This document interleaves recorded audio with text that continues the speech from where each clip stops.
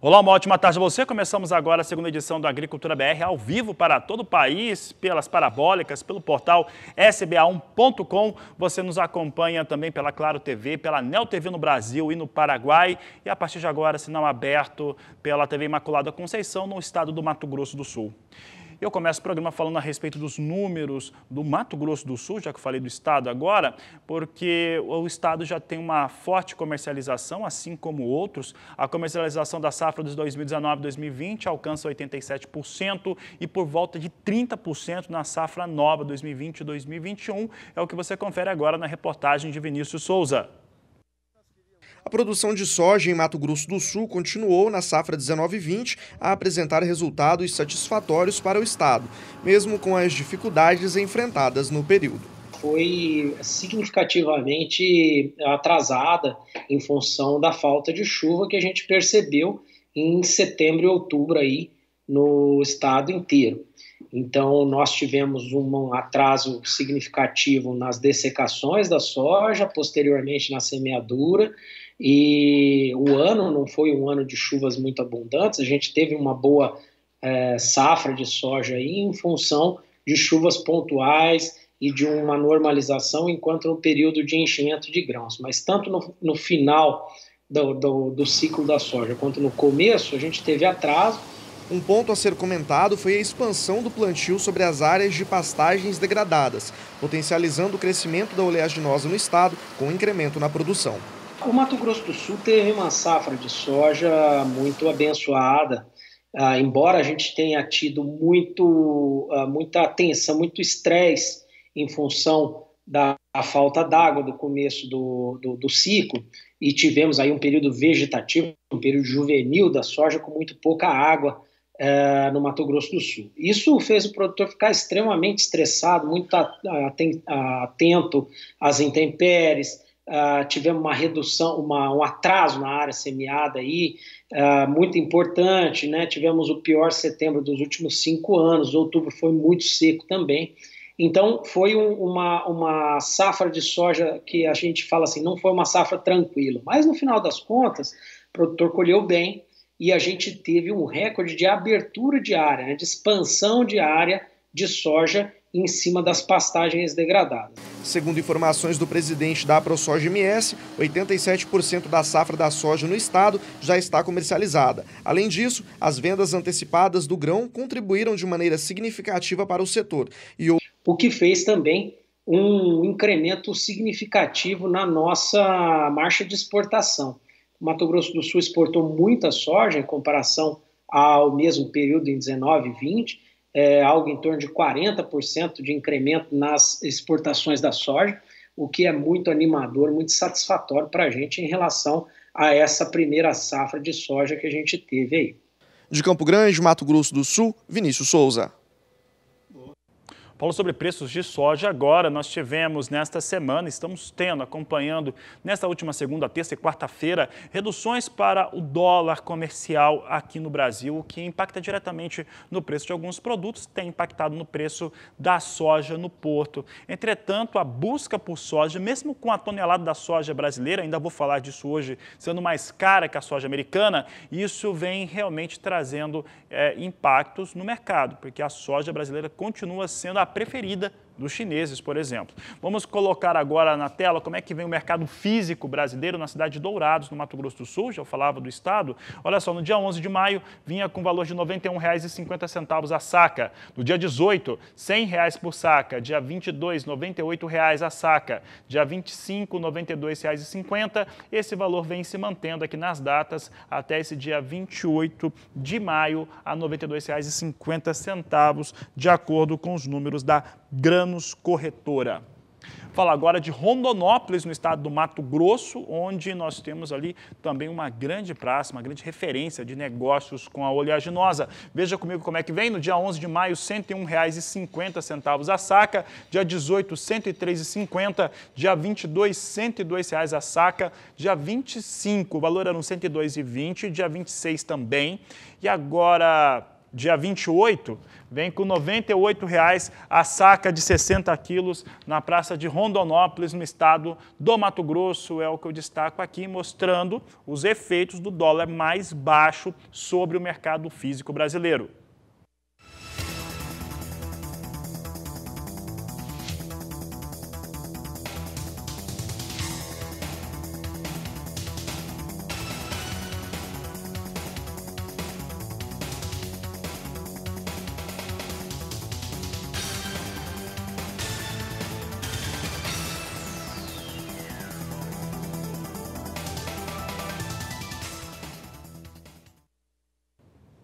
Seguimos falando sobre preço de soja, agora vamos dar uma olhada como é que vem se comportando os valores na cidade de Uberaba, em Minas. Você acompanha comigo na tela como é que vem os valores para o mercado físico mineiro.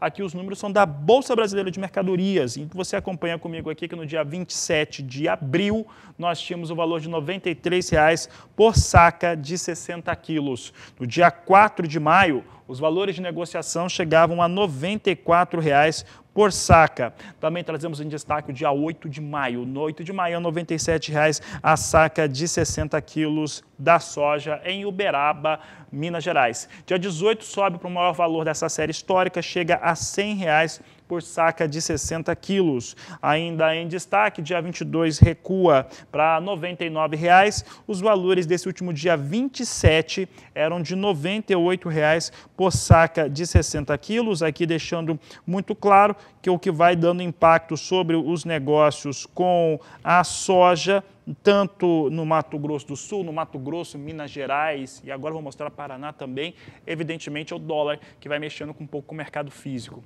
Mas os valores são muito interessantes ainda e a demanda por soja brasileira é extremamente alta. Veja comigo nessa outra tela mais um levantamento de preços. Agora Paraná, Praça de Maringá, você tem aqui 27 de abril, com os valores a R$ 99,50 a saca de 60 quilos. 4 de maio caía para R$ 99,00, no dia 8 de maio chega a R$ 105 e dia 18 desse mês R$ 107,50. Recua no dia 22 para R$ 106 e agora 27 de maio, data desta última quarta-feira, ficando em R$ 101,00 a saca de 60 quilos. São os números que nós trazemos para o mercado físico da soja, comportamento nesses últimos dias. E se nós colocássemos do lado um mapa, um gráfico também mostrando como é que está o dólar, ele oscilou de acordo com os valores da moeda norte-americana. O pico de preço acontece exatamente quando o dólar dispara e nessa semana valores mais baixos para a soja, porque o dólar, ainda que hoje tenha alguma recuperação, o dólar vem com valores bem mais tímidos durante essa semana.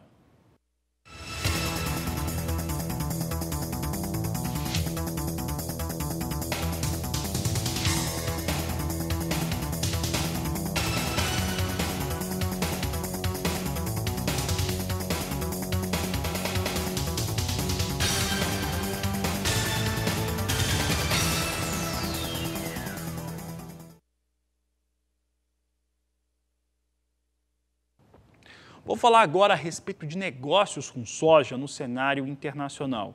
E olha o que eu vou falar agora. A soja brasileira, em questão de preço, ela já não é competitiva com a soja norte-americana. O que acontece é o que eu vou falar agora, a partir desse momento. A soja que é comprada pelos chineses, por exemplo, no Golfo norte-americano, ela vem ali com uma marca cerca de $11 mais baixa do que a soja brasileira por tonelada. Entretanto, é evidente, a China segue fazendo fortes aquisições de soja aqui do Brasil. Se pegar a soma do que aconteceu até agora, no ano de 2020, chega a 55 milhões de toneladas de soja que foram adquiridas pelos chineses. É um grande volume. Mais do que isso, de acordo com a RS Mercosul, teve uma grande compra nova de soja por parte de chineses, que é o que está rolando rumor de mercado para todo lado, nos portos aqui do Brasil, de uma aquisição de 10 a 14 navios, 10 a 14 cargas de soja para navio, que devem ser embarcadas no mês de setembro, mostrando que o assédio chinês sobre soja brasileira não para. Enquanto tiver alguma soja no Brasil, os chineses seguem tentando fazer essas aquisições. Nós vamos mostrar agora um pouco desse cenário relacionando China, Brasil e Estados Unidos em torno da soja. Veja comigo nesse primeiro gráfico que traz para você um cenário mostrando esse comprometimento de soja para a China. Esses números são até o momento. Até o momento, são 56 milhões e 700 mil toneladas de soja comprometidas do Brasil para a China, até o momento. É uma alta de 44% frente àquilo que ocorria no mesmo período no ano passado. São números realmente bastante impressionantes que a gente traz aqui em relação à China, para que se tenha aqui um cenário, né, para se desenhar. Agora, o que nós temos? Por que a China compra tanta soja? Bom, o fator conflito comercial entre China e Estados Unidos é o principal deles. A China tem tentado duas coisas. De acordo com o governo da China, que eu falava ontem, eles estão comprando mais carnes e estão comprando muito mais soja, repondo estoques e fazendo com que eles tenham garantia de abastecimento sobre as suas principais fontes deles, que é o Brasil e Estados Unidos. Há um grande medo, ali, um receio da China com relação aos seus fornecedores, nas suas capacidades logísticas de continuarem fornecendo caso o Covid-19 continue avançando nos dois países. Então, esse é um dos termos. Por que a China está comprando tanto?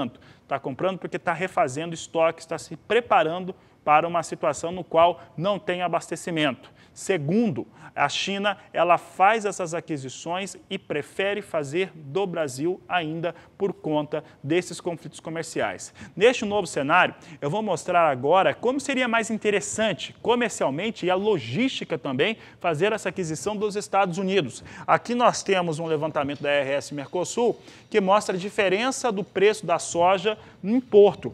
Tá? A soja brasileira no Porto de Paranaguá, ela fica ali a $349,70 por tonelada, enquanto que no Golfo dos Estados Unidos, $338,70. Você vê aqui que a diferença é de exatamente $11 na diferença em relação ao que ocorre com um porto e ocorre com o outro. Então, é competitivo no preço o produto norte-americano, entretanto, ele não encontra mercado.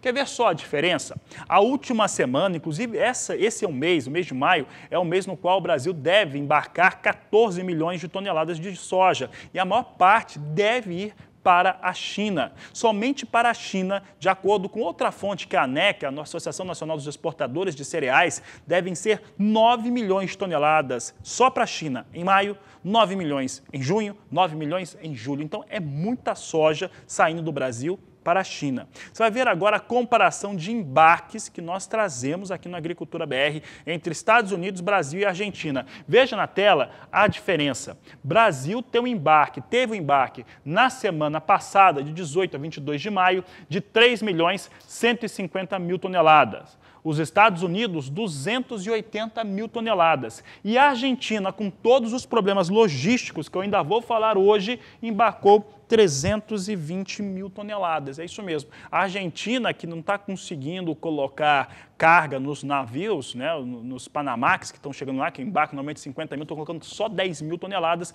estão conseguindo ter melhor desempenho que os norte-americanos, pelo menos na última semana. E eu sigo falando agora de soja, mostrando como é que vem os negócios com a oleaginosa na Bolsa de Chicago. Você acompanha os números comigo na tela. Nós temos hoje, depois de alguns dias operando em alta, soja operando em queda de 0,8%. Julho, $8,42 mais 2 o bushel. Agosto, $8,45. Setembro, $8,45 mais 6 por bushel. Novembro, $8,51 mais 4 por bushel. São os números que eu destaco agora no Agricultura BR em relação à soja em Chicago, que vem sim com problemas. E olha, por falar em problema, o fator logístico na Argentina vem de uma maneira terrível. É o que nos mostra o boletim da Bolsa de Cereais de Rosário. O baixo nível do Rio Paraná na Argentina continuará afetando as exportações agrícolas do país, pelo menos até o mês de setembro. Foi o que disseram autoridades e especialistas, observando que as empresas no polo portuário de Rosário devem continuar carregando os navios com menos produtos do que o normal. A seca no Brasil, é isso mesmo, a seca no sul do Brasil reduziu drasticamente o nível de um dos principais rios da América do Sul para o menor patamar em décadas, causando atrasos no transporte e processamento de grãos na Argentina, que é o maior exportador de óleo e farelo. O problema deve durar até a primavera no hemisfério sul, passando pelos períodos de maior atividade de carregamento de soja e milho na Argentina. A baixa do rio é a maior baixa dos últimos 50 anos. Esse é um cenário que traz uma situação extremamente difícil na província de Santa Fé para os embarques agrícolas no Porto de Rosário, que fica nessa província, que estão até, para ter uma ideia, como que o Porto de Rosário, a gente está vendo imagens de arquivo do Porto de Rosário, 80% de tudo que a Argentina exporta sai de Rosário. Então esse porto realmente é muito importante. Pelo menos até setembro, a situação segue impedindo a navegabilidade nos rios como conhecemos para as cargas. Um outro fator aqui importante é que devido a essa questão histórica aqui, geralmente o navio Panamax na Argentina, no Porto de Rosário, sai com carga entre 50 e 55 mil toneladas estocadas nos seus porões. Agora, vai saindo com 10 mil toneladas, não tem capacidade de embarques. Então, a Argentina, mesmo com essa situação toda, e aí fazendo uma correlação com o que eu falava há pouco, mesmo com essa situação difícil, ainda embarcou mais soja na semana passada do que os norte-americanos. Sigo falando agora de elementos que influenciam o mercado, agora é o dólar. O dólar influencia diretamente o preço da soja no Brasil, vinha com alguma alta hoje, vem recuperando parte da perda dessa última quarta-feira, agora vem com alta de 1,12% a R$ 5,34, mais 2 é o que eu trago aqui em destaque para a moeda norte-americana no Brasil. E sigo falando de mercado e agora vamos saber o que vem acontecendo no mercado. Tem mais uma movimentação política aí meio problemática no país, acaba influenciando o dólar, isso influencia o humor de mercado. Como é que ele vem se comportando? Sara Keshoff, boa tarde. Muito boa tarde, Fabiano. Boa tarde a todos. Pois é, hoje a quinta-feira está diferente do que a gente viu no mercado financeiro nos últimos dias, com o dólar hoje então em alta frente ao real, como você destacou, depois de 6 quedas seguidas na comparação com o real brasileiro. E o índice Bovespa hoje ele opera em queda, mas é o chamado movimento também de realização de lucros, né? Depois que o índice subiu bastante aí também, ontem ele teve uma alta expressiva mais uma vez, hoje o movimento é de queda, então o chamado movimento de realização de lucros por parte aí do mercado financeiro. Como você bem falou, né? A questão da política brasileira serve de pano de fundo para o mercado financeiro e também as tensões entre China e Estados Unidos, novas tensões aí entre as duas maiores economias do mundo que acabam trazendo um certo estresse para o mercado, mas ainda assim, né? Como a gente falou, o dólar vem em alta hoje, a moeda norte-americana tem uma valorização de um pouco acima de 1%, 1,15% e opera na casa de R$ 5,34. E ontem o dólar ele chegou a ficar abaixo, né? Ele fechou o dia abaixo desse patamar de R$ 5,30, fechou em R$ 5,28, no menor patamar desde meados do mês de abril. No acumulado do mês, a moeda norte-americana ela tem uma queda de quase 3% frente ao real brasileiro, só que no acumulado do ano ela segue com uma alta expressiva de mais de 30%. Mas, como a gente falou, né, a semana foi de recuperação para o real teve o melhor desempenho ontem entre as divisas globais no mercado de câmbio e hoje então tem esse movimento diferente aí, como a gente bem colocou. Então é normal também essa volatilidade na Bolsa de Valores depois destas valorizações aí registradas nos últimos dias. No ano, então, o dólar tem uma alta ainda assim, apesar das quedas, uma alta expressiva na comparação com o real brasileiro. Lá fora, no exterior, os principais mercados têm um dia de viés positivo hoje, otimismo em relação à reabertura de empresas e também novos planos de estímulo para as principais economias do mundo, que acabam até superando as preocupações com esse aumento das tensões entre China e Estados Unidos. Aqui na agenda doméstica, os investidores avaliam dados referentes ao desemprego, né, que foram divulgados pelo IBGE, Instituto Brasileiro de Geografia e Estatística, e toda essa questão política também, como a gente já colocou. Por outro lado, o presidente Jair Bolsonaro, ele aprovou uma ajuda de 60 bilhões de reais a estados e vetou o aumento para os servidores públicos, seguindo, portanto, as orientações do ministro da Economia, Paulo Guedes, como já era esperado. Foi publicado isso no Diário Oficial da União de hoje. E lá fora, outro dado também acompanhado pelo mercado financeiro nesta quinta-feira é em relação ao PIB, o Produto Interno Bruto, a soma de todos os bens e serviços dos Estados Unidos, a maior economia do mundo, com um número revisado, mostrando um recuo ainda mais significativo daquele que já havia sido apontado no mês passado, quando mostrou-se que a economia norte-americana encolheu 4,8% no primeiro trimestre desse ano. Agora a revisão mostra que esse encolhimento, esse recuo, na economia dos Estados Unidos foi, na verdade, de 5%. Claro, por causa dos efeitos aí da pandemia do coronavírus, isolamento social e tudo isso que a gente já sabe. Outros países com certeza também devem seguir esses recuos que a gente tem observado em outras economias. Com isso, eu encerro minha participação por aqui. Volto mais tarde na terceira edição do Agricultura BR e depois também no programa Mais Pecuária. Com você, Fabiano. Obrigado, Sara. Uma boa tarde a você. Até daqui a pouco no Agricultura BR 3. E por aqui eu sigo falando de soja. Vamos dar uma olhada como é que vem a soja no porto. E aí vem com a influência dessa queda para o dólar, O dólar vinha caindo, agora tem uma recuperação. E isso não faz com que não mude nada, Vem com os mesmos valores que nós tínhamos nesta última quarta-feira. Santos segue com valor a R$ 106,00 a saca de 60 quilos. Paranaguá, R$ 105 para a entrega da soja durante o mês de junho. É o que nós vamos trazendo aqui no Agricultura BR. E as entregas de fertilizantes aos agricultores brasileiros foi estimada em 36 milhões e 600 mil toneladas no ano de 2020, 1% acima do valor, do volume que foi entregue na última campanha. É o que nós vamos mostrar agora, os números apurados pela FC Stone, trazendo aqui 36 milhões e 600 mil toneladas na estimativa. Contudo, a FC Stone reduziu a previsão de entregas ao consumidor final no Brasil em 300 mil toneladas na comparação com a estimativa inicial, citando uma situação menos favorável aos produtores de algodão e cana, aí fica evidente, algodão e cana, que são os setores ou culturas mais afetadas aqui no Brasil por conta da crise do Covid-19.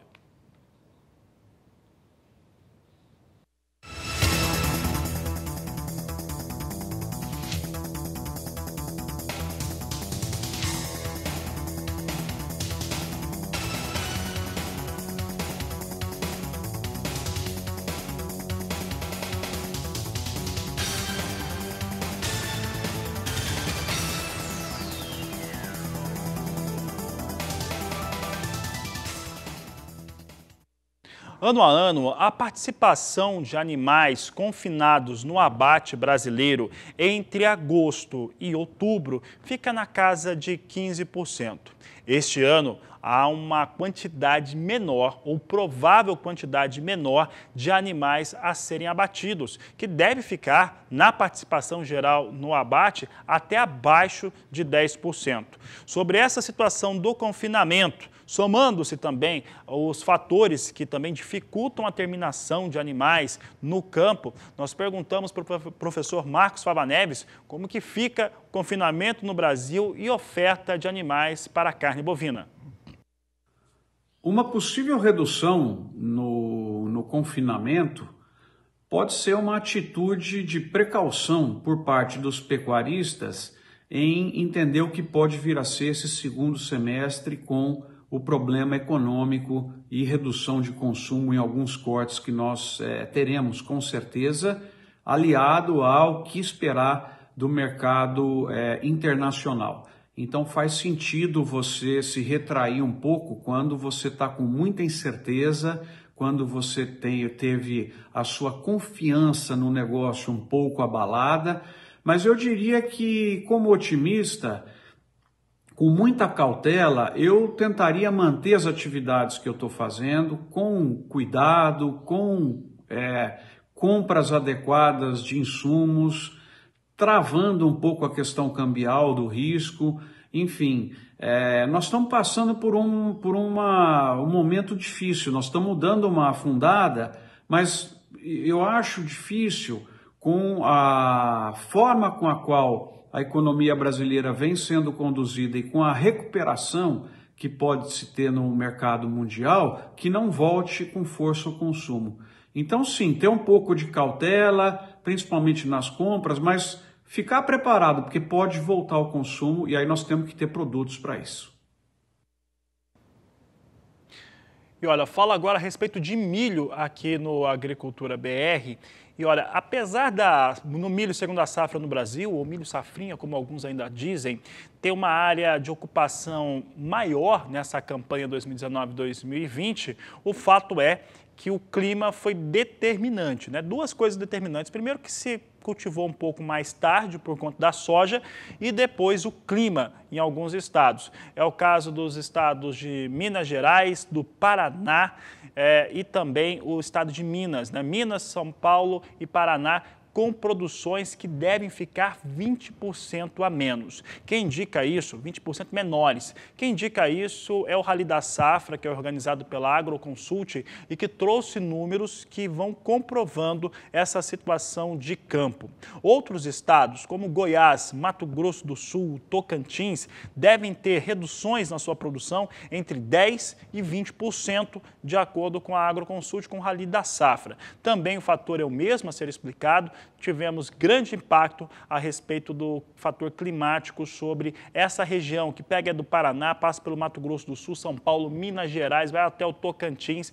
Todos esses estados com grandes dificuldades de produção por conta da seca, por falta de chuvas em momentos cruciais para o desenvolvimento do cereal. Amanhã você vai acompanhar aqui no Agricultura BR uma entrevista exclusiva com o André De Bastiani do Rally da Safra, ele que é um dos coordenadores aí desse grande evento que é realizado pela Agroconsult. Sigo falando de milho e agora você vai ter o entendimento de Victor Ikeda, ele que é analista do Rabobank, sobre o mercado de milho aqui no Brasil. Quem conversou com ele foi Walter Puga Júnior. Acompanhe. E mais uma vez nós vamos conversar com Victor Ikeda. Victor Ikeda é analista do mercado de grãos do Rabobank Brasil e o assunto agora é milho, porque o mercado tende a trabalhar com preços mais baixos lá na frente. O que ocorre no mercado de milho, Victor? O mercado de milho, basicamente, se a gente analisa as próprias curvas de futuro, elas sinalizam que, basicamente, a gente tem um mercado spot hoje com o milho mais valorizado do que os contratos de julho e setembro. Então, basicamente, por que a curva ela aponta isso, um mercado spot mais valorizado do que os contratos futuros? Basicamente porque a partir de julho e setembro, a partir de julho especificamente, a gente tem a entrada da oferta do milho safrinha. E o milho safrinha hoje, grosso modo falando, representa aí praticamente 3/4 da oferta do Brasil. E com a entrada desse milho safrinha, teoricamente o mercado aponta para preços menores do que hoje no mercado disponível, dado que a gente tem estoques mais limitados no Brasil, que acaba dando um suporte para o que tem de milho disponível. E ao entrar na oferta do milho safrinha, basicamente a gente vê que isso tem um fator de pressão sobre os preços. Agora, a perspectiva para o Rabobank é menor do que a estimativa anterior de alguns órgãos do governo e de algumas outras consultorias e instituições. Esperávamos aí mais de 100 milhões de toneladas, até 102 milhões de toneladas de produção este ano. Rabobank trabalha com um número de produção inferior a 100 milhões? Isso, hoje o nosso cenário base para a produção de milho Brasil, safra 19/20, somando o verão e somando safrinha, é uma produção próxima aí de 99 milhões de toneladas. Basicamente, como eu falei, a safrinha representa aí 3/4 da oferta do Brasil de milho, e nós tivemos problemas climáticos em algumas regiões, a situação está bem heterogênea.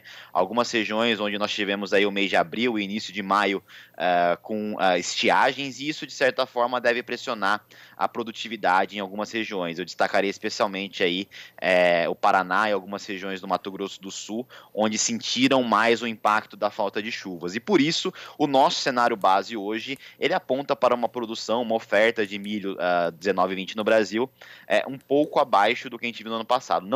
Não é maior essa quebra de produção, porque nós temos que considerar que nós tivemos um grande avanço de área, até pelos níveis de preços que nós encontrávamos no mercado de milho no início do plantio do milho safrinha esse ano. As nossas exportações, que foram muito elevadas no último período, né? Chegamos aí perto de 40 milhões de toneladas, deve cair muito, deve cair para no máximo 32 milhões de toneladas, podendo até recuar para 30 milhões. Fora isso, o consumo interno também recua. Isso não traz uma queda muito acentuada para os preços do milho comparado com o valor de hoje? Sim, bom, basicamente a gente tem uma perspectiva de crescimento do consumo interno, mas não nas estimativas que nós tínhamos inicialmente. Só para colocar em números, a gente estimava que de 64 milhões de toneladas consumidas internamente de milho em 2019, nós poderíamos atingir 68 milhões esse ano. Talvez esse 68 ele não se consolide, porque os dois setores que demandariam mais milho esse ano, seja a indústria de etanol de milho, que obviamente ela sente os impactos atuais da redução, da desvalorização do preço do petróleo no mercado internacional, mas especificamente do menor deslocamento das pessoas nesse momento de medidas de controle do coronavírus, a gente vê que ela não pode atingir de repente os 100% que a gente imaginava que, de crescimento para esse ano. Além disso, o próprio setor de proteína animal também começa a redimensionar os possíveis impactos econômicos da doença aqui no Brasil, do coronavírus, e isso de certa forma também pode limitar o consumo de milho para ração para não atingir os nossos cenários iniciais antes do quadro da doença. Bom, mas dito isso, basicamente a gente acredita que com a oferta da safrinha, seja pela própria oferta natural, mas assim, vamos supor que também a gente tenha algum impacto negativo no consumo interno, a gente teria a válvula de escape da exportação. E nesse cenário, a gente acredita que com o cenário atual de câmbio, e mesmo o mercado internacional de milho, que também está um pouco pressionado, mas mesmo assim o cenário de câmbio faz com que o Brasil seja competitivo, a gente teria um limite de quedas. Então, com a entrada da oferta do milho safrinha, esse limite de queda seria a paridade de exportação, que hoje, com certeza, geraria resultados aí de milho no indicador Exalc acima de R$40 ainda. Então, há uma perspectiva de redução, sim, mas ela é limitada pela paridade de exportação, que hoje se mantém em patamares acima de R$40. Nós teríamos preços médios, na perspectiva do Rabobank, em torno de quanto para a saca do milho? Provavelmente, eu acredito que ainda devemos aí trabalhar com um intervalo aí para o contrato de julho, setembro, ao redor de 42, 44, podendo testar alguns momentos 45, mas abaixo de 40 dificilmente, e eu acho que o intervalo provavelmente deva ficar entre 42 e 44 mesmo. A produção brasileira de milho atende o mercado e recompõe uma parte dos estoques, ou ainda teremos estoques mais baixos? Eu acredito que vai depender bastante. Eu acredito que com a entrada da oferta da safrinha, a gente tende a ter o consumo interno atendido. Vai ter uma válvula de exportação que vai depender um pouco de como é que vai estar o apetite internacional. Lembrando que os Estados Unidos, por exemplo, eles devem ter uma recomposição diária de milho muito grande em relação ao ano passado, e lá também com impactos na indústria de etanol de milho, eles podem ter um excedente exportável significativo, então a gente vai ter a competição com o milho americano, especialmente a partir de setembro, mas em linhas gerais a gente acredita que os estoques de passagem desse ano, eles tendem a ficar relativamente similares ao que a gente viu na passagem de 18-19 para 19-20. Sem grandes surpresas no mercado do milho, então? Eu acredito que realmente o ponto a se monitorar é realmente o dimensionamento do consumo interno, realmente confirmar como é que vai ser a expectativa de produção do milho safrinha. E eu acho que o ponto principal é realmente isso, verificar se realmente se tiver algum impacto de excedente de oferta, a gente poderia virar um pouco mais para exportação, e nesse cenário a gente tem uma paridade de exportação em níveis relativamente elevados, dado a taxa de câmbio. Então, eu acredito assim, para o produtor de milho, é um cenário que requer essa atenção agora para verificar qual vai ser o impacto de pressão nos preços do milho com a entrada do milho safrinha, mas também para quem compra milho, ficar atento a eventual oportunidade que pode ter com a entrada do milho safrinha e algum eventual pressão nos preços que pode gerar algum cenário de oportunidade para quem precisa comprar milho. Então, são dois cenários distintos, mas eu acredito que um cenário que, apesar dele já estar relativamente definido com a entrada da oferta do milho safrinha, mas que requer atenção dos dois lados, tanto da ponta compradora quanto da ponta vendedora, que podem surgir algumas oportunidades pontuais. Bom, eu agradeço mais uma vez a entrevista de Victor Ikeda. Obrigado, Walter. Até a próxima. E a frente fria que entrou no sul do país na última semana trouxe fortes preocupações sobre as áreas que são sujeitas às geadas, principalmente produtores de café no estado do Paraná. E sobre este assunto, que inclusive está sendo monitorado pelas agências da Secretaria de Agricultura paranaense, Mauro Andrade nos traz informações sobre como que está se lidando com o problema da geada. Na década de 60, o Paraná chegou a produzir mais de 50% do café nacional, mas em 1975 ocorreu a chamada geada negra, que dizimou as plantações no estado. Hoje, o cafeicultor paranaense conta com um serviço de alerta de geadas que avisa com antecedência se vai ter ou não geadas na sua região. A gente tem o serviço alerta geada aqui no IAPAR, Emater. Desde 1995, tem o apoio também do CIMEPAR. É um serviço que a gente informa se vai ou não gear nas próximas 24 horas ou nas próximas 48 horas, dependendo da intensidade de geada. Aqui no norte do Paraná, ocorrem poucas geadas, mas eventualmente ocorrem. E como são eventos extremos, não tem como prever a longo prazo. Então, precisa do sistema monitorando diariamente. Então, diariamente são emitidos boletins avisando como será o clima com relação às temperaturas mínimas, ou geadas ou não, para o próximo dia. Então, todo dia tem boletim. Então, esses boletins eles podem ser acessados no site do IAPAR, no telefone, a gente tem um telefone fixo também que pode ser acessado. E também no aplicativo, tem um aplicativo que chama IAPAR Clima, que pode ser baixado no celular, e lá é informado os boletins diários sobre as condições do tempo com relação às temperaturas mínimas para todo o Paraná para o dia seguinte. É específico para o cafeicultor, porque o cafeicultor que tem plantas recém-plantadas de café no campo ou no viveiro também, as mudas de viveiro, ele tem como proteger a sua lavoura de até 2 anos. Então, esse serviço é voltado para os cafeicultores para que ele possa proteger suas lavouras. No site a gente explica certinho como faz essa proteção, tanto nos viveiros, nas mudas de até 6 meses e também nas mudas até 2 anos. Mas também os olericultores eles usam muito também, pessoal que planta hortaliça para proteger as hortaliças. É utilizado também no comércio, na indústria, vários outros segmentos da indústria e do comércio e de outras atividades também, eles utilizam o sistema, porque é importante, toda a sociedade quer saber como que vai se comportar o clima, se vai gear ou não no dia seguinte. Uma massa polar, no início da semana, entrou no sul do Brasil e atingiu o Paraná. Essa massa polar, ela trouxe temperaturas muito baixas para todo o Paraná, especialmente para o sul do Paraná. Então foram registradas geadas no sul do Paraná essa semana e ainda há previsão de geadas e temperaturas muito baixas para amanhã também no sul do Paraná. Essas geadas não atingiram a região norte e noroeste do Paraná, não. Então não há previsão de geadas na região norte e noroeste do Paraná.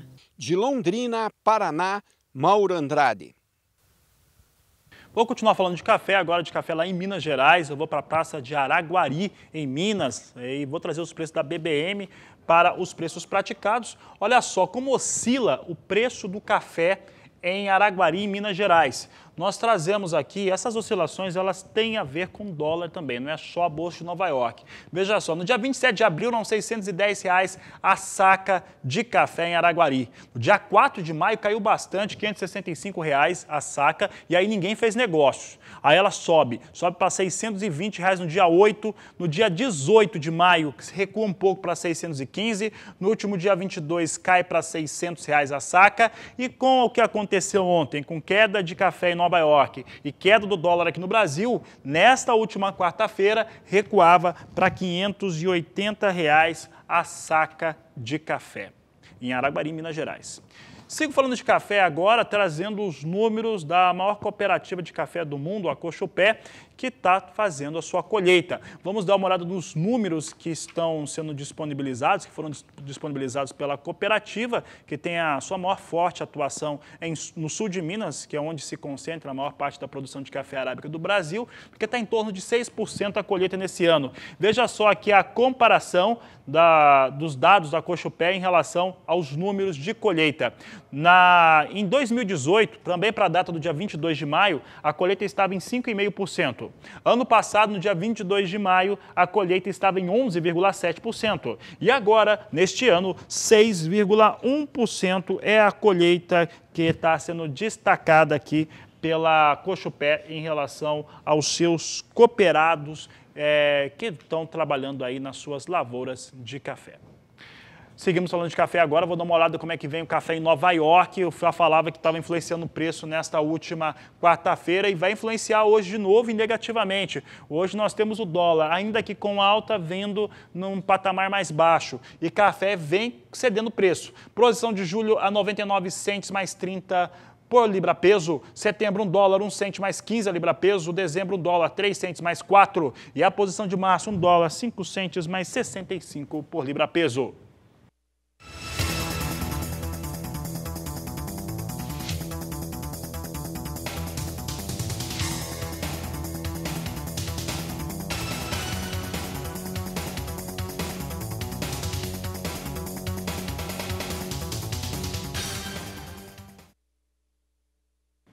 Rapidamente, vamos dar uma olhada como é que vem o café robusta negociado na Bolsa de Londres, tonelada e dólar, também com queda forte, vindo com a queda entre 2,5%, na média de 2,5% de queda. Posição de julho, $1.178 a tonelada, setembro, 1.201, novembro, 1.222 e a posição de janeiro, $1.242 por tonelada. São os números do café robusta em Londres, referência para o Conilon aqui no Brasil.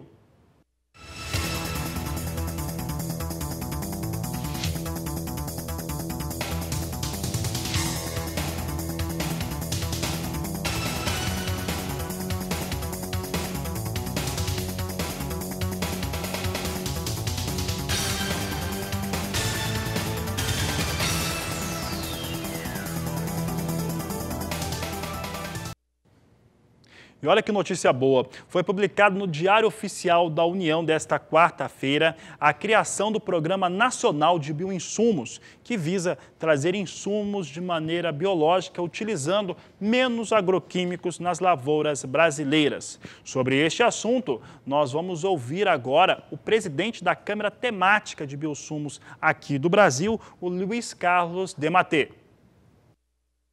Esse é um trabalho de anos, quase 6 anos, em que nós do setor de produção orgânica viemos demandando para o Ministério da Agricultura que criasse um programa, que criasse uma estrutura que regulasse, que normalizasse os mecanismos para a pesquisa, desenvolvimento, a produção e a comercialização dos chamados bioinsumos. Esse é um termo até recente. Essa ideia de bioinsumos ela já existe há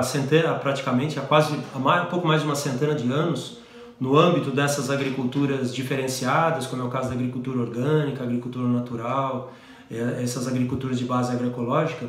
No entanto, isso vem se transformando em soluções assim, muito interessantes para a agricultura como um todo. E há um potencial gigantesco, sobretudo pelo Brasil, por tudo que ele apresenta em termos de potencial de produção, e principalmente pela sua mega biodiversidade. Então, a capacidade que nós temos de pesquisar, de conhecer melhor todos os mecanismos biológicos que estão na base dos processos produtivos e usá-los em benefício desses sistemas produtivos, de forma que se tornem mais produtivos, de forma que se tornem mais saudáveis, de forma que todos os aspectos sanitários sejam melhor trabalhados, há um potencial muito grande. Isso já vem acontecendo. O Brasil provavelmente já é um dos principais utilizadores de bioinsumos em todo o mundo. Isso vem acontecendo em escalas grandes, por exemplo, na produção da cana-de-açúcar, na produção da soja, na produção do milho, e há um potencial para se desenvolver ainda mais, considerando tudo aquilo que o Brasil representa em termos de processos agropecuários. Um fator importantíssimo nisso tudo é que nós consigamos desenvolver o chamado ecossistema de inovação. Isso, obviamente, envolve a pesquisa e o desenvolvimento. Então, seguramente, tanto as universidades, o centro de pesquisa, quanto os fundos que fomentam a produção de pesquisa no Brasil devem se mobilizar e provavelmente se mobilizarão em busca de soluções e que vão, seguramente, nos levar a um processo de agricultura, de pecuária, de aquicultura mais sustentável daquilo que nós vemos fazendo hoje em dia. E é também um clamor da sociedade.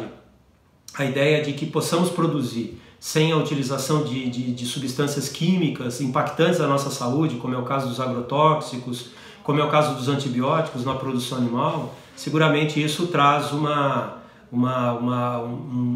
situação bastante favorável, não é? De que os produtos brasileiros para o mercado interno e talvez até pensando, obviamente, em todo o potencial e tudo aquilo que o Brasil já faz em termos de exportação, tornando os nossos produtos ainda mais adequados, principalmente nos processos atuais, os protocolos atuais de controle sobre as questões de resíduos, sobre a origem dos alimentos, sobre a maneira como eles foram produzidos. Todos esses fatores que envolvem hoje a qualidade, a segurança do alimento e a segurança alimentar serão muito beneficiados com um programa amplo, com um programa em que possamos efetivamente identificar a maioria das situações em que possamos utilizar bioinsumos em nossa produção agropecuária.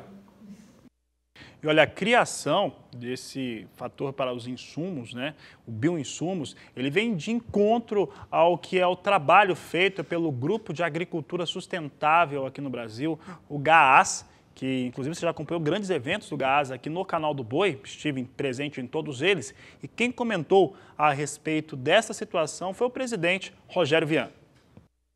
A expectativa com o programa de bioinsumos é a maior possível. Gostaríamos que o produtor rural seja privilegiado com esse programa e que possamos resolver problemas antigos de multiplicação on-farm nas nossas propriedades, com muita pesquisa, com muita extensão rural, com muita ciência, para que esses agricultores tenham a ferramenta ideal para que possam fazer uma agricultura mais sustentável, mais lucrativa e mais saudável.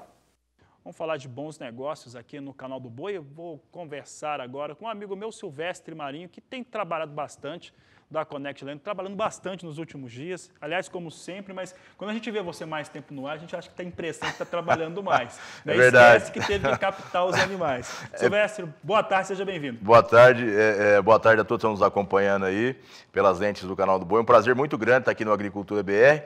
E é exatamente o que você falou, né? A gente está no ar, para algumas pessoas parece estar trabalhando bastante. Mas quando nós não estamos no ar, a gente está captando. A gente ficou 30 dias... quando trabalha mais, né? Exatamente. Nós ficamos 30 dias fora aí. O último leilão nosso foi dia 16 de abril. E aí a gente voltou dia 18. Mas nesse intervalo, vai ser a agenda que a gente vai falar daqui a pouquinho, depois de eu passar as informações do Nelore KR. E você tem se desenvolvido tão bem. Você estava com o meu amigo Catatal também essa semana, mas tem desenvolvido tão bem que o Nelore KR acabou. Né? Acho que tem uns 2 ou 3 lotes, você falar, mostrar assim, exatamente. Ontem eu falando com o Calçac, eu falei, Silvestre, eu não posso ir aí, que deu problema na minha fazenda aqui em Corumbá, estou todo enrolado aqui, mas eu quero que você vá no canal do Boi, agradecer a todos os compradores, a todos os clientes, estamos muito satisfeitos, nosso evento era para terminar na sexta-feira, a gente praticamente terminou ele na quarta-feira, só falta 3 lotes de fêmeas, então não justifica fazer o leilão na sexta-feira com apenas 3 lotes. Né? Esses 3 lotes remanescentes vão ficar no nosso site. Né? Então o cliente que tem interesse nessas fêmeas que está passando aí, o lote 34, o lote 35, o lote 36, ele pode entrar em contato com a nossa mesa operadora da Connect Leilões para fechar as compras. Infelizmente só 3. E assim, não é, geralmente sobrou 3, sobrou o resto. Não. Olha para a qualidade, principalmente desse lote 34. Esses animais que ficaram para comercializar, é um projeto que o Nelore KR desenvolveu junto com a Pecuária BR, de identificar novilhas doadoras com alto valor com alta medição de marmoreio. Então foi feito ultrassom, né? Foi feita avaliação de carcaça nelas, dentro da avaliação de carcaça, viu a qualidade do marmoreio, mediu o marmoreio acima de 3,5, que é um número excelente. Né? Então são novilhas com marmoreio altíssimo, de um pedigree muito bom. O problema, não é problema na verdade, como elas estavam sendo aspiradas, elas estão vazias. Mas a estação de monta começa agora, o cliente ele tem aí o direito de usar o touro que ele achar melhor. Então, com essas fêmeas mesmo, está até pronto a receita. É você pegar essas fêmeas que já tem uma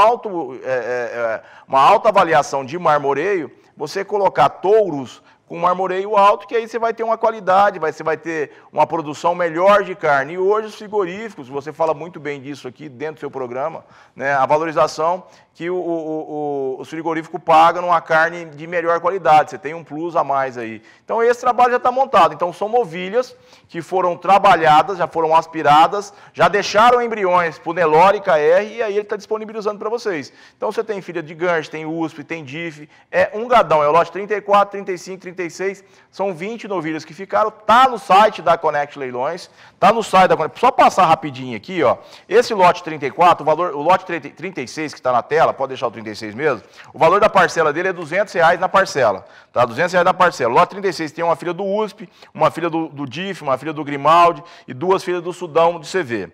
A idade média desse lote aí é de 22 meses, a idade média é de 22 meses.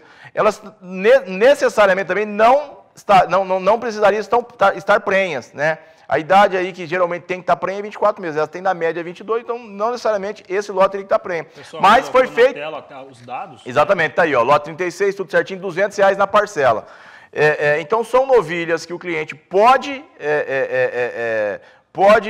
continuar aspirando, porque tem um bom marmoreio, né? Ou se ele quiser já colocar na estação de monta, que começa agora, tá aí. Lote 36, 200, lote 34, passar rapidinho o 34 e o 35. O lote 34, filhas do Apache, que vai na Raiara, que é Helico, na Grande Prada Teia da Sabiá, uma das principais matrizes da raça Nelore. O lote 2 é Napoleão na Dengozinha. Quem que é a Dengozinha? A Dengozinha é simplesmente a mãe do grande Ganges Col, né? Um sangue muito requisitado aí no Nelore, um grande raçador, um grande reprodutor do Ganges Col. Portanto, tem uma fêmea aí que é a irmã materna do Ganges Col. Aí nós temos uma filha do Bacana, uma filha do Ornado, outra filha do Ornado e uma filha do Mukesh. Esse lote aí, um lote que chama muita atenção, 240 na parcela. 240 na parcela. E é aquele trabalho que eu falei, trabalho de fêmeas que foram identificadas com qualidade de carne, marmoreio, né, acima da média dos 3,5, que é o número médio aí, tá certo? Então você está comprando um trabalho já doadoras, novilhas jovens, mas que já foram aspiradas, e elas estão vazias para você trabalhar na sua estação de monta agora, com total garantia de fertilidade na Nelore KR. E para finalizar a apresentação, traz para mim o lote 35, lote 35, o valor do 35 é 220, mas na promoção a gente faz a 200 para levar o 35 e o 36, R$200 na parcela. Olha que oportunidade, eu gostaria de ver vendendo agora aqui, ao vivo comigo. A mesa está lá, a mesa está lá pronta a gente só está esperando aqui o cliente que está ligado na oportunidade, né? Lote 35 tem uma filha do Ganges Col, uma filha do Apache, uma do Laxman, uma do Grimaldi, uma do Landau e outra do Laxman. Então, é esse gado que ficou, e aquilo que eu falei, animais de ótima qualidade, né? Animais de ótima qualidade, que o cliente pode ligar na mesa operadora para confirmar. A gente está apresentando aqui agora, no teu programa, mas como o De Olho na Fazenda era até amanhã, não justifica fazer o leilão amanhã, tá certo? Então, a gente vai deixar no nosso site até amanhã. O cliente que tiver interesse pode entrar em contato conosco e fechar esses 3 lotes. E já convidando, o Cal agradeceu a todos, falou, só tenho a agradecer, muito obrigado a todos os compradores por ter entendido o nosso projeto, a liquidação rápida dos nossos produtos, volto a falar que era para terminar na sexta, então a liquidação rápida terminou praticamente na quarta-feira, não tem nenhum lote reprodutor, só ficou esses 3 lotes de ótima qualidade, então a gente tem que agradecer. Silvestre, já convida para o quarto De Olho na Fazenda, que vai ser realizado do dia 6 de outubro ao dia 14 de outubro, do dia 6 de outubro a 14 de outubro, De Olho na Fazenda, a 4ª edição aqui no Canal do Boi. Grande abraço ao Cal, você que está nos acompanhando, faça negócios, a gente quer ver esse negócio vendendo agora aqui. Mas olha só, a Connect Leilões tem outros eventos ainda que vão acontecer nos próximos períodos. Nós vamos destacar aqui 3 ou 4 eventos que estão já agendados, como o De Olho na Fazenda Caxingui, que são ofertas de novilhas e também matrizes e 10 reprodutores, né? Como que vai ser esse trabalho, Silvestre? A Fazenda Caxingui é do nosso amigo Rubens Cunha. A fazenda dele está lá em Mucilândia, no Tocantins. Ele faz um trabalho muito interessante, até mesmo a gente depois tinha que organizar, viu, Fabiano, uma gravação lá na fazenda dele, porque ele faz esse trabalho de integração lavoura-pecuária, faz um trabalho muito grande em cima da agricultura também, e tendo também o Nelore dele, um Nelore muito forte, muito reconhecido no estado do Tocantins e no Brasil também. Ele vai estar comercializando conosco aqui do dia 15 ao dia 18 de junho, nas lentes do Canal do Boi, esse De Olho na Fazenda, a Fazenda Caxingui. Ele fez o ano passado, gostou muito da modalidade, ele já tinha realizado o leilão em outro canal, com outra leiloeira, ele viu o nosso projeto do Canal do Boi, o projeto da Connect Leilões, e entendeu, fez o ano passado, ficou dos mais satisfeitos, teve um crescimento de mais de 40% na sua comercialização. E aí ele falou, não, vamos fazer o segundo, e agora ele vem com uma novidade. Ele não vendia reprodutores nos leilões de televisão e nem também nos leilões, nem no De Olho na Fazenda passado, que nós fizemos ano passado. Ele vai colocar 10 reprodutores, que é a tampa da tampa, que é mostrar, de fato, o trabalho completo que ele faz. Então, do dia 15 a 18 de junho, o encontro é com a Fazenda Caxingui. Já do dia 10 a 21 de julho, nós temos um outro grande evento, Fazenda Sind Porongaba, edição Goiás, é isso mesmo? É isso mesmo, nosso amigo Felipe Cury, do Miguel Cury, administração do Miguel Cury, lá na Fazenda Alvorada, no Goiás, em São Luís do Norte. Animais de corte, são 1000 animais de corte, aí é um outro projeto, é o Sind Porongaba, mas aí o Filipão falou, eu quero mostrar também o cruzamento que dá o síndico Nelore lá no estado do Goiás. Vamos fazer um De Olho na Fazenda. Então, 1000 animais Sindinel. Aí nós vamos colocar também 40 fêmeas Sind, PO e LA, e também 10 animais tropa de serviço, mula, cavalo, o trabalho do Miguel, e 20 matrizes Nelore também. Eu falei, mas você tem Nelore também, Silvestre? Eu comecei, meu pai comprou Nelore do Adir do Carmo Leonel, tanto é que você vai ver, porque a base do Nelore comercial dele vem do gado PO, do Adir do Carmo Leonel. O gado comercial, o gado cara limpo, vem da base do gado Adir. E o gado Tem Sind, muito fundamento. Exatamente. E o gado Sind vem do Adalto Castilho, que ele comprou as grandes campeões dele, que ele fez e tal. Veio tudo lá do Sind Castilho. Então é um casamento perfeito aí de duas genéticas muito importantes, no Nelore do Adir e no Sind do Adalto Castilho. Então vai vender aí esse gadão de 14 a 21 de julho, aqui também no Canal do Boi, esse leilão muito especial, animais que estão no estado do Goiás. E acelerando, que a Laís está me acelerando aqui no ponto, temos também quase assim, um pouquinho antes, né? O De Olho na Fazenda da Fortaleza, com oferta de matrizes e também reprodutores. Do seu Luiz Carlos, aqui do estado aqui de Campo Grande, como o dele é só Nelore, a gente está praticamente trabalhando na mesma data, que começa de 13 a 17 de julho. Né? 13 a 17 de julho a gente termina, são 100 reprodutores, é a segunda edição também, De Olho na Fazenda, 100 reprodutores e 100 matrizes. Ele fazia leilão também, o ano passado ele fez o De Olho na Fazenda, gostou demais da comercialização, valores na média expressivos, acima do que ele comercializava, ele gostou e passa. E é bem isso, viu, Fabiano? O criador que passa a fazer o De Olho na Fazenda, esse programa muito bem elaborado pelo SBA, pela direção lá do Cláudio Godoy, não volta no leilão mais não. Não volta no leilão mais não, porque consegue, com certeza, apresentar com mais tempo o comprador ver todo o trabalho e sempre tem um acréscimo a mais aí na sua comercialização e dá todo o tempo do comprador também estudar, pesquisar direitinho. Então, uma semana inteira tranquilo para todo mundo. Exatamente. Olha, e no final de julho, começando agosto, tem o Montana Calidar aqui também pelo Canal do Boi. Rapaz, a gente vai ter um show de genética, um show, nós vamos falar muito de precocidade, de fertilidade, dessa raça interessantíssima, que é o composto Montana. Tem falado com o Geraldo Paiva, ele vem me apresentando números, garrotes, bezerros, sendo coletados com 8, 9 meses. 8, 9 meses. Lá, as bezerras já desmama, já com 12 meses, elas têm que, as precoces já tem que ir para o estado de produção e já ficar prenha já. Senão, não tem segunda chance. Então, a gente vai ter uma semana aqui com Montana Qualidade, de muito trabalho, muito aprendizado também, porque a gente vai falar de um item muito importante, que é resultados. Então, a gente está falando, por que a gente está falando isso? Bezerros de 8, 9 meses já coletando, bezerras já com 12 meses atingindo a sua puberdade, já colocando a prova já, porque o que é isso? É um tempo a mais, é uma aparição a mais que o cliente vai ter na sua propriedade. Então, a gente está falando de ganhos, né? Isso é muito importante e você vai ver nesse trabalho fantástico da Montana. Tá certo, Silvestre. Silvestre, sucesso para você, para a Connect e também para os pecuaristas que estão fazendo negócios conosco. Uma boa tarde para você. Boa tarde, Fabiano. Boa tarde a todos que estão nos acompanhando aí. Voltando a falar do KR, entre no site da Connect Leilões, tem 3 lotes excelentes. Liga lá para confirmar. Obrigado. E com essas informações, encerra essa edição do Agricultura BR. A todos uma ótima tarde e até mais.